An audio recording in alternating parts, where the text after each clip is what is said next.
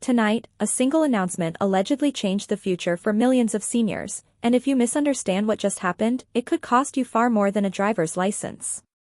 New federal driving rules set for February 2026 are now on the table, targeting Americans 65 and older, and the fallout could ripple into healthcare access, daily independence, and even how you manage your benefits. This is not rumor and it is not distant. Let's break down what was announced, why it matters now, and what you must not ignore. If you're interested in this topic, hit the like button, subscribe, and type "interested" in the comments. And I will give you a heart.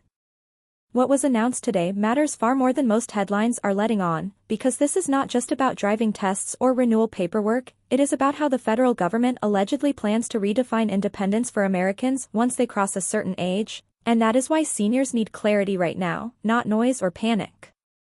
Early this morning, the Department of Transportation released what it called a comprehensive framework for senior driver safety, and frameworks are important because they are not casual ideas or trial balloons, they are the scaffolding policies are built on, the signal to states, insurers, courts, and regulators that a new direction has been chosen.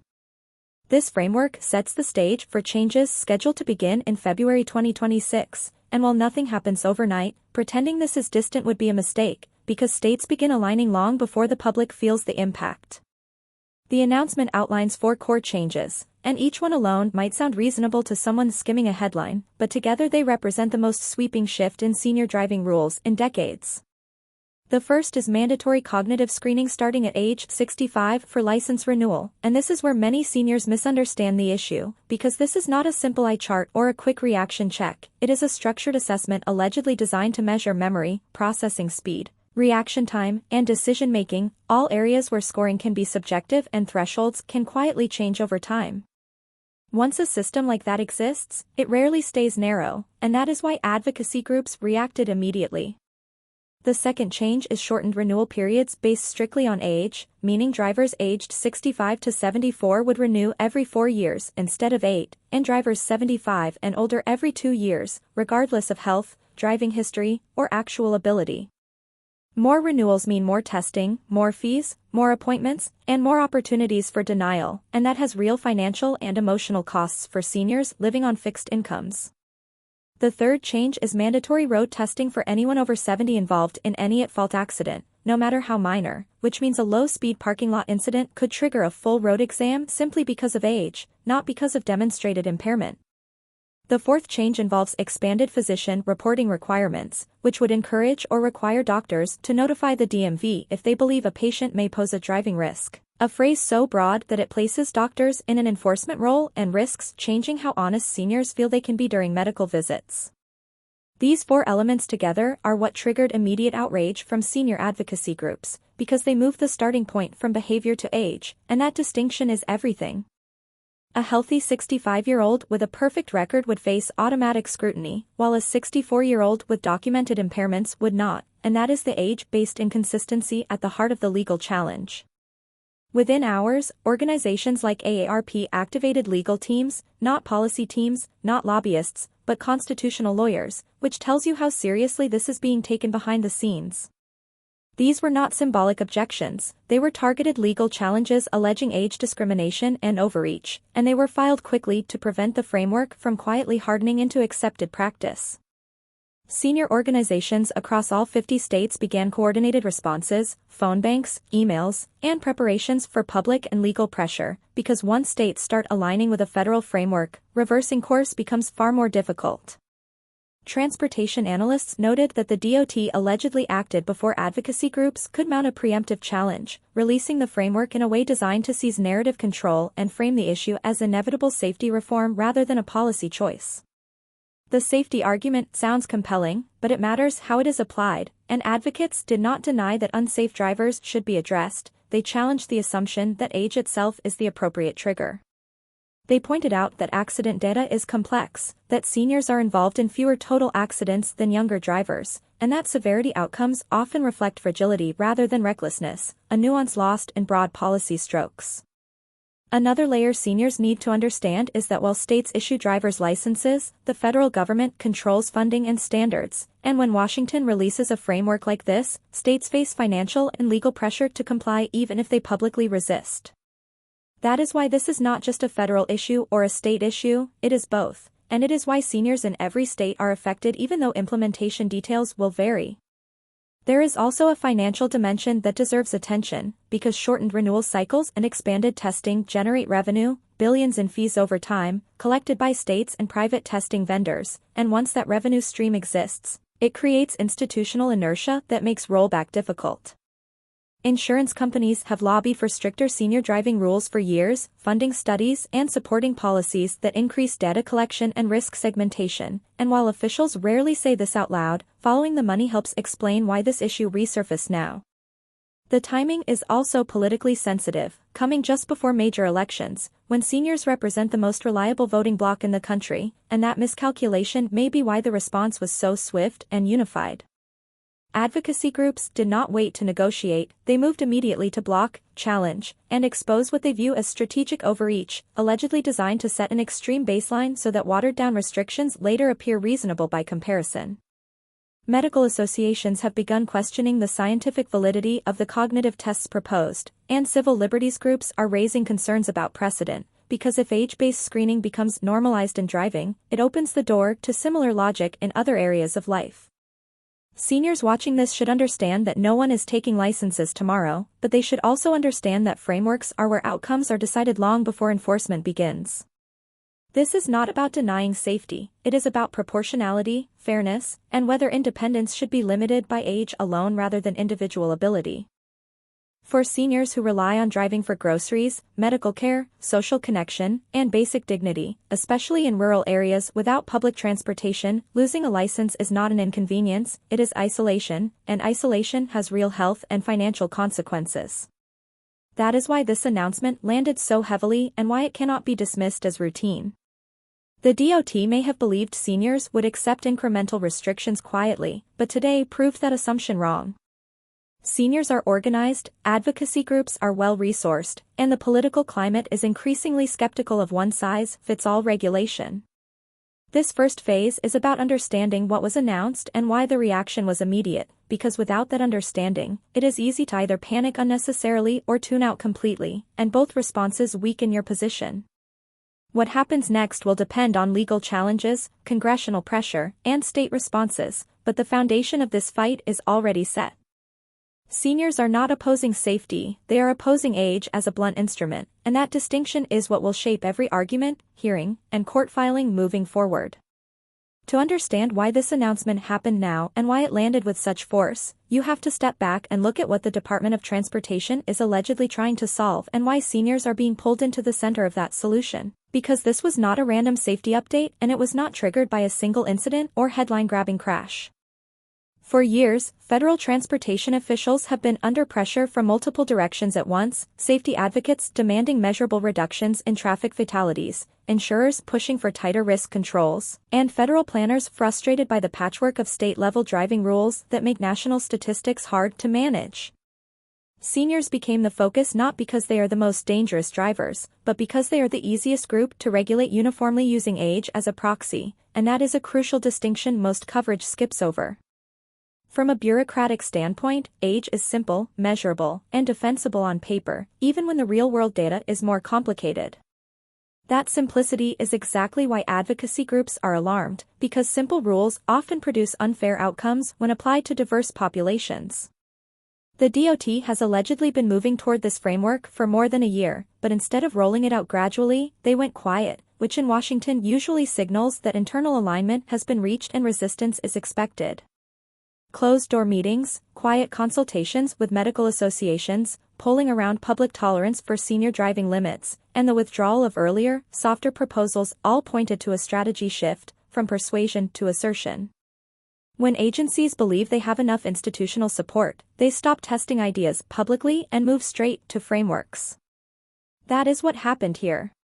The timing also matters because federal agencies are under increasing pressure to show results, not intentions, and traffic safety has become a metrics-driven space where reductions are expected to be documented, not just promised. Seniors, especially those over 70, are overrepresented in certain types of accidents like intersection collisions, not necessarily because of recklessness, but because of slower reaction times and physical vulnerability, and that data has been used, allegedly selectively, to justify broad screening rather than targeted intervention. Advocacy groups argue that this is a classic case of mistaking correlation for causation, because being involved in an accident does not mean causing it, and severity often reflects age-related fragility rather than poor driving behavior. That nuance rarely survives policy drafting. Another reason this matters to seniors in the Social Security and retirement space is that driving is not an isolated activity, it is tied directly to access, and access is tied directly to benefits utilization. Seniors who lose the ability to drive often delay medical appointments, miss benefit reviews, skip grocery trips, and rely more heavily on delivery services than paid assistance, all of which increase monthly expenses on fixed incomes. Transportation is an invisible line item in most benefit calculations, but when it disappears, the cost shows up everywhere else. That is why this policy is not just a transportation issue, it is a financial stability issue, and seniors who misunderstand that connection risk underestimating the impact on their household budgets. There is also an alleged federalism issue at play, because driving has traditionally been regulated by states, and when the federal government introduces a framework like this, it creates pressure to standardize, which often sidelines state-specific considerations like rural access, lack of public transportation, and regional health disparities. Rural seniors are particularly vulnerable here, because losing a license in an area without buses, trains, or rideshare infrastructure effectively cuts off independence entirely. Advocacy groups have been quick to highlight this, arguing that a one-size-fits-all federal approach ignores realities on the ground. The DOT, for its part, has framed the framework as guidance rather than mandate, but history shows that guidance tied to funding and standards quickly becomes de facto requirement. States that resist risk losing federal support or facing legal complications, and most eventually align, even if reluctantly. Another layer that deserves attention is the physician reporting requirement, because it quietly shifts responsibility and risk onto doctors in a way that can alter patient behavior. When doctors are encouraged or required to report patients they believe may pose a driving risk, seniors may become less forthcoming about symptoms like dizziness, vision changes, or medication side effects, out of fear that honesty could lead to license loss. That creates a perverse incentive that can actually harm health outcomes, something medical associations are now questioning publicly. From a benefits perspective, this matters because untreated conditions often worsen and lead to higher medical costs, more prescriptions, and greater reliance on Medicare and Medicaid services. A policy designed to improve safety could inadvertently increase healthcare utilization and costs if it discourages early reporting and treatment. Insurance dynamics also cannot be ignored. Stricter testing and reporting create more data points, and more data allows insurers to reclassify risk with greater precision. While that may sound neutral, in practice it often leads to higher premiums or reduced coverage options for those flagged as borderline, even if they retain their licenses. For seniors on fixed incomes, even modest premium increases can strain budgets already stretched by housing, utilities, and healthcare costs. Advocacy groups argue that the framework allegedly opens the door to indirect financial penalties that extend beyond the DMV. The political reaction to this announcement underscores how misjudged the rollout may have been. Seniors remain the most consistent voting bloc in the country, and issues framed around independence and dignity mobilize them quickly across party lines. The DOT may have assumed that safety framing would blunt resistance, but the immediate legal and political pushback suggests otherwise. Congressional committees have already signaled hearings, and some lawmakers are discussing measures to block funding tied to implementation, not because they oppose safety, but because they oppose age-based mandates imposed without individualized assessment. This is where the broader context of trust comes in. Seniors have lived through multiple waves of policy change, benefit adjustments, and administrative shifts, and many already feel scrutinized rather than supported by systems they paid into for decades. A sudden announcement that allegedly treats age itself as a risk factor reinforces that distrust. From a communication standpoint, the DOT failed to bring seniors into the conversation early, and that vacuum was filled by fear and outrage. Advocacy groups stepped in quickly to reframe the issue, emphasizing that they are not defending unsafe driving, but defending fairness and due process. That distinction is critical, because it keeps public sympathy on their side and exposes the weakness of a purely age-based approach. For seniors watching this unfold, the risk is misunderstanding what is actually at stake. This is not about whether you personally are a good driver, and it is not about an immediate threat to your license. It is about whether a precedent is set that allows age to trigger restrictions automatically, and once that precedent exists, it becomes much harder to argue for individualized treatment later. That is why the fight is happening now, at the framework stage, rather than waiting for implementation. It is also why staying informed matters. Policies like this often evolve quietly through revisions, exemptions, and technical changes that do not make headlines, and seniors who disengage after the initial shock risk being caught off guard later. From a practical standpoint, this also intersects with planning. Seniors who anticipate potential driving restrictions may need to think ahead about transportation alternatives, medical access, and budgeting for services they currently do themselves, not because the rules are guaranteed to pass as written, but because contingency planning reduces vulnerability. That does not mean surrendering independence, it means protecting it by being realistic about risks and timelines. Advocacy groups are pushing hard for individualized assessments, clear appeals processes, and safeguards against blanket restrictions, and the outcome will likely be some form of compromise, but compromises only happen when pressure remains consistent. The DOT is now reportedly recalculating, and silence from regulators usually means internal debate, not abandonment. This second phase of the story is about motive and consequence. Why now, why seniors, and why the response was so immediate. Understanding those dynamics helps seniors avoid two equally dangerous reactions, panic and apathy. Panic leads to unnecessary fear and bad decisions. Apathy allows policies to harden without resistance. The informed middle ground is where leverage exists. Seniors have it, advocacy groups are using it, and the next few months will determine whether this framework is reshaped into something more balanced or allowed to stand largely intact. At this point, the most important thing for seniors to understand is not what to fear, but how to respond wisely, because policy battles like this are not won by panic or resignation, they are shaped by sustained attention, correct timing, and clear understanding of what actually affects your daily life and your finances.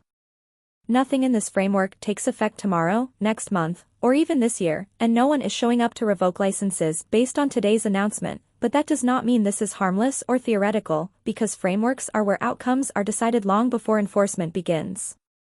The mistake seniors make in moments like this is either assuming everything will quietly go away or assuming the worst and giving up independence prematurely, and both reactions serve the system more than they serve you. The right posture right now is informed readiness. First, understand what you do not need to do. You do not need to rush to the DMV, you do not need to submit medical paperwork preemptively, and you do not need to stop driving simply because you heard February 2026 mentioned in a headline. Acting too early can actually create records and flags that complicate your situation later. What you do need to do is stay informed as the framework moves through legal challenges, congressional scrutiny, and state-level interpretation, because those stages are where the most meaningful changes happen. Advocacy groups have already shown that this framework will not slide through quietly, and that matters because regulators often count on public fatigue. The next 60 to 90 days are critical, not because rules will be enforced, but because positions will harden or soften based on pressure. Seniors who disengage now risk being surprised later by revisions that seem minor on paper but carry real consequences in practice. Another key point seniors should keep front of mind is that this issue intersects directly with financial stability, even though it is framed as transportation policy. Losing the ability to drive, even temporarily, can increase monthly expenses in ways that benefit systems do not account for: ride services, delivery fees, paid assistance, missed appointments, and delayed benefit reviews all cost money, and for seniors on fixed incomes, those costs add up quickly. This is why the phrase independence matters so much here, because independence is not just emotional, it is economic. From a Social Security and retirement perspective, anything that increases out-of-pocket expenses without increasing income effectively reduces your standard of living. That is why understanding this framework is part of protecting your benefits, even though the DOT does not administer Social Security. Seniors should also be aware of how this could allegedly spill into other areas if left unchallenged. Precedent matters in policy, and age-based triggers, once normalized in one domain, tend to migrate. Advocacy groups are deeply concerned that accepting age as a proxy for risk in driving could later be cited in other contexts, insurance underwriting, benefit reviews, or access to services, even if officials denied that intent today. Fighting the principle now is far easier than undoing it later. This is also where individual preparation becomes practical rather than fearful. Keeping your driving record clean, documenting medical stability, and maintaining regular eye and health exams are not acts of surrender, they are acts of self-protection. If individualized assessments become part of the final rules, those records matter. Being prepared does not mean you accept age-based restrictions, it means you are ready to defend your independence with evidence if needed. Another thing seniors should not underestimate is the role of states. While the federal framework sets direction, states control implementation details, timelines, exemptions, and appeals. Some states may resist more aggressively, others may align quickly, and that variation will matter. Seniors who assume this is a purely federal fight miss where much of the real action will happen, in state legislatures, transportation departments, and regulatory hearings that rarely make national news. Staying engaged at the state level, through senior organizations or local advocacy, increases the chances that local realities, rural access, medical shortages, lack of public transportation, are considered. Silence at the state level is often interpreted as consent.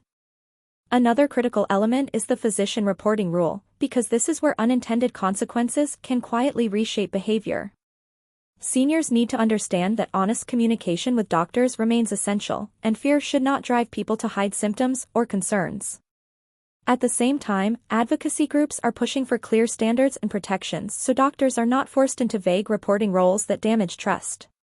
How this is resolved will affect not only driving but health outcomes, because delayed care is far more expensive and dangerous than early intervention.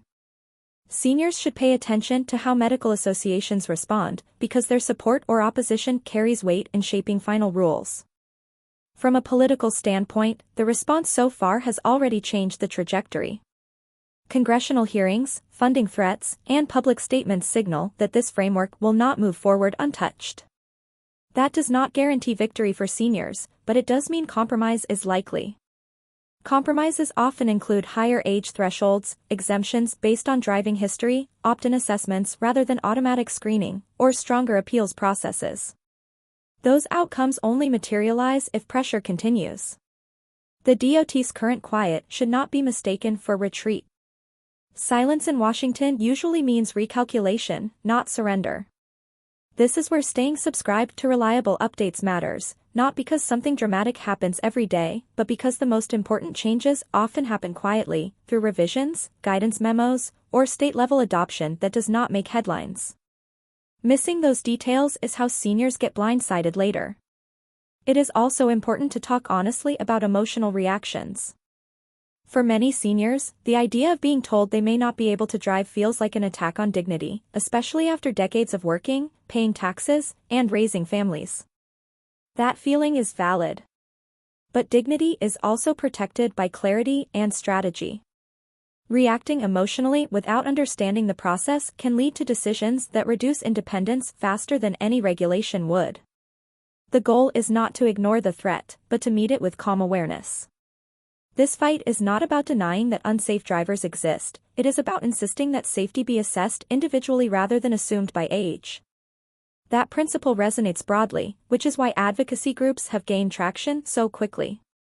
Seniors are not alone in this, and they are not powerless. The most reliable voting bloc in the country still has leverage, and that leverage is already being felt. Bringing this to a grounded close, here is what you should carry forward. A federal framework allegedly proposes significant changes to senior driving rules beginning in February 2026, but it is not final, not implemented, and not immune to challenge. Advocacy groups are actively fighting age-based triggers and pushing for individualized assessment and safeguards. States will play a major role in how anything is applied. Financial and health consequences are real if independence is reduced, which is why this matters beyond driving. The smartest response right now is to stay informed, avoid premature action, prepare documentation calmly, and engage through credible channels rather than fear or rumors. This story is far from over, and the next phase will be quieter but more consequential than the announcement itself. Seniors who understand that and stay engaged protect not just their licenses, but their independence, their budgets, and their peace of mind.